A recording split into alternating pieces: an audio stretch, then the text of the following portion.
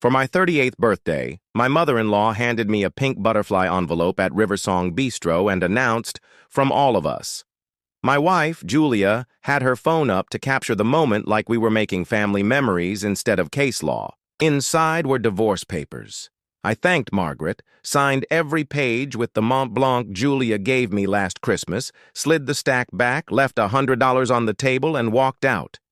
They expected tears, begging, a scene worthy of their group chat. What they didn't know was I'd been waiting for this. I'd already done the work. 3 days earlier, I came home early and found Margaret hunched over our dining table with her readers on, red pen flying, legal pages spread like a crime scene. When I said hello, she jolted, scraped the pages together, and stuffed them into, of course, the pink butterfly envelope. "Family paperwork," she said. "Sure, estate stuff, 3 years after her husband died." With edits and whispering.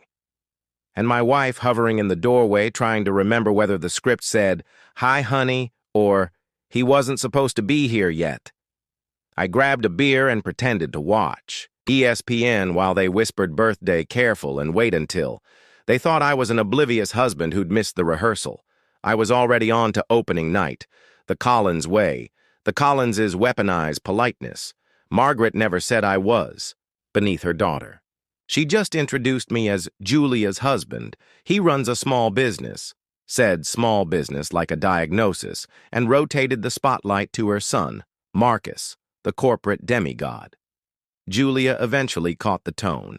She started rolling her eyes at my late nights and calling my company a dead end. The comparisons piled up, their luxury trips, his stock options, my behind-the-scenes stuff. One Tuesday night, I heard Julia on the phone with her mother. "He's holding me back," she said. "Marcus's friend has a job for me, pays great, and I'm not walking away with nothing. Half the house, alimony, maybe part of the business. Marcus's lawyer friend says we can make the case I contributed." That was the moment the switch flipped. They wanted clean and simple. I'd give them clean and exquisitely simple. What they never noticed 4 years earlier, while the Collinses were busy grading me on titles and napkin rings, I started buying companies. First, Peterson Freight, cash poor, connection rich. Bill Peterson came with Defense Department contacts. 18 months later, Crawford Supply Chain, cold storage, pharmaceutical logistics, crushed in the press by a scare they didn't cause. I bet the house and bought them at a discount. Then came the bid that changed everything. A $75 million DoD logistics contract in Southeast Asia. 8 months of audits, presentations, and security clearances later, we landed it. The day I told Julia we'd won, she said, "That's nice," and asked what I wanted for dinner. Within 6 months, our valuation exploded. Opportunities multiplied. I built a Delaware holding company, shifted ownership, and, on my lawyer's advice, set up a trust that put almost everything under my sister Claire's stewardship for my niece, Lily. To the Collinses, I remained the guy with a cute company. On paper, I became a modestly paid consultant. In reality, I controlled a logistics empire. Rebecca, after hearing Julia's plans, I called Rebecca Martinez, my business attorney, the legal equivalent of a scalpel. "Hypothetically," I said, "my wife may try to claim half my life." She outlined the play: move business assets into corporate trusts, restructure real estate as company property, move personal investments into protected accounts, update beneficiaries, keep it all perfectly legal. We could do it in a week. I rewrote my will, everything to Lily. Julia, $1. I attached a letter that documented 5 years of petty humiliations and strategic indifference. Not spite, clarity. Meanwhile, I left just enough in our joint account to cover bills and shifted the rest into places Julia didn't know existed. Paid off the cards, updated my income profile to distributions, formed a subsidiary to hold personal assets, and transferred my shares to the Delaware Holdco. On paper, I was struggling. In practice, I was insulated. The build-up. The week that by day, Of my birthday, the house oozed, "Something's up." Julia hummed like a Disney sidekick and took 10 hushed calls a day. Marcus dropped by with the subtlety of a marching band. Margaret appeared at 7:30 a.m. with surprise paperwork. She hid when I walked in. "Dinner at Riversong?" Julia said, naming a place she'd always called pretentious. "6 of us, Mom, Marcus, Evelyn, and Dave. It'll be a night you'll never forget." I agreed. I truly wouldn't. The dinner Riversong was dim, expensive, and perfect for a public spectacle. Julia kept angling her phone at me like Scorsese. Margaret stood to present the pink envelope. "From all of us," she announced, "petition for dissolution of marriage."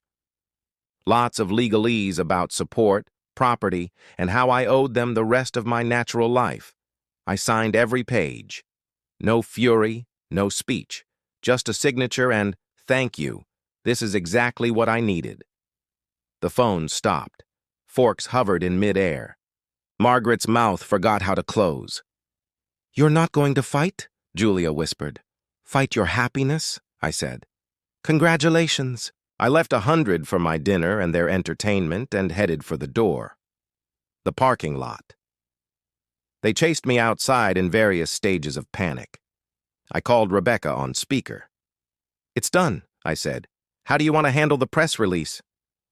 "Full package," she replied. "Valuation, government contracts, and the charitable foundation." "Press release?" Julia mouthed. I pulled a manila envelope from my car and handed it to Margaret. "Since it's a paperwork kind of evening, here's mine." She scanned the first page and blanched. "75 million?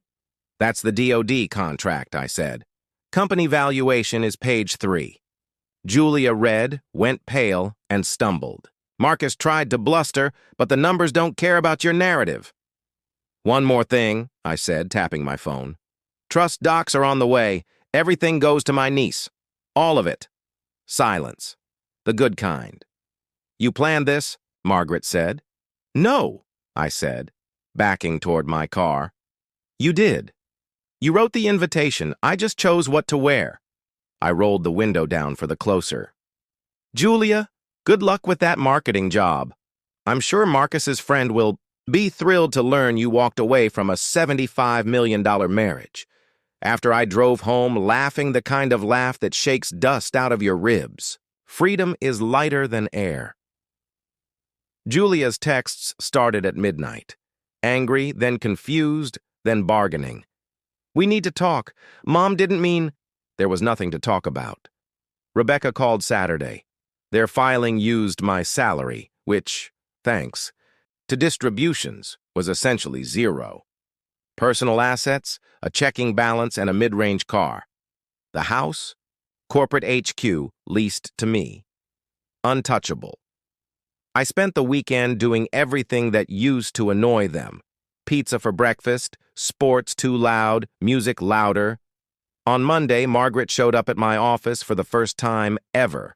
I was in meetings all day, and miraculously, all week. 2 weeks later, I closed on a downtown penthouse. I packed 3 things: clothes, books, and the recliner Julia always wanted to replace. The wedding gifts went to charity. The curated furniture went to people who needed beds more than approval. The photo albums hit the bin. The view from the 42nd floor is all glass and sky. I set my office where the city looks like a circuit board, and did what I've always done. Worked, traveled, built, laughed, slept. Julia tried to visit once. The doorman called. "Urgent family matter," she said. "There are no family matters," I told him. "If she returns, call security." 6 months have passed. The business keeps growing. I take trips Julia called impractical. I play poker on Thursdays and never once hear the word synergy. Sometimes, when the sun drops behind the skyline and the glass turns gold, I pour a measure of Macallan and toast the pink butterfly envelope, the one that was supposed to end me and instead set me free. Margaret spent years insisting her daughter married beneath her station.